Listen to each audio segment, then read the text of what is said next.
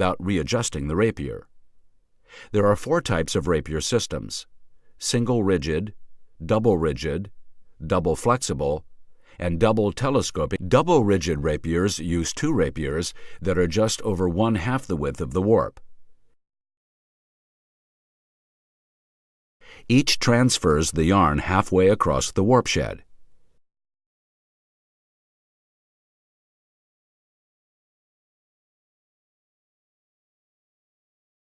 This still takes up the same amount of floor space as a single rigid rapier because each rapier is stored on either side of the loom.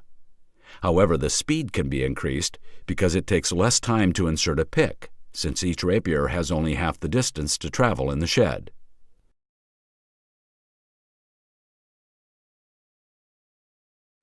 Double flexible rapiers use a flat metal tape or high-tech composite material to transfer the yarn across the warp shed.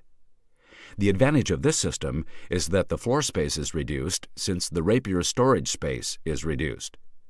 Because the rapier is flexible, it is coiled into a circular sheath when not inserting the filling.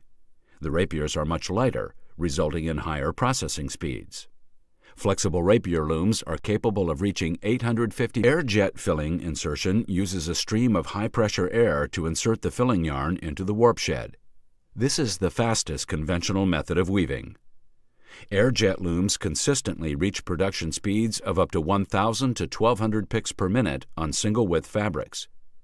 Air jet looms require very expensive profiled reeds to channel the air and yarn across the shed. Air jet weaving inserts the filling from an off-loom auxiliary supply system that accumulates the exact amount of yarn needed to travel across the shed. An initial burst of air starts the yarn on its way,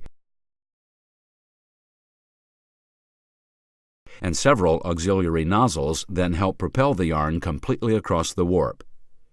These auxiliary nozzles are evenly spaced and fit into the tunneled or profiled section of the reed.